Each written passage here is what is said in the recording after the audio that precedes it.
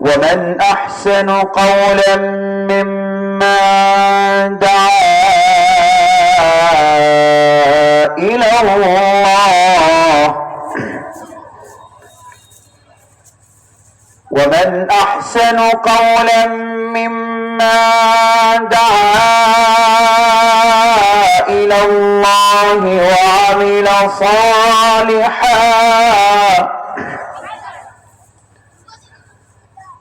ومن أحسن قولا ممن دعا إلى الله وعمل صالحا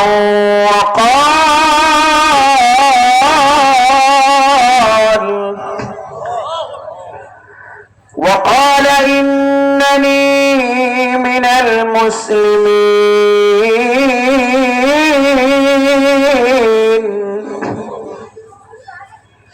ولا تستوي الحسنة ولا السيئة ادفع بالتي هي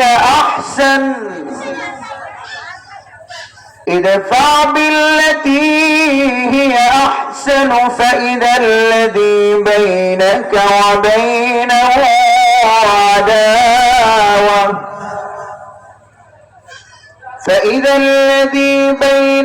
وبينه عداوة كأنه ولي حميم.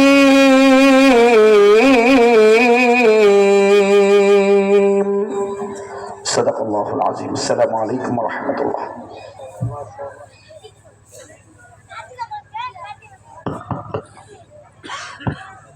মাশাআল্লাহ, অত্যন্ত চমৎকার আলোচনা করেছেন আমাদের আজকে দাওয়াতি মেহমান হযরত মাওলানা কারি জুবায়ের আহমেদ সাহেব।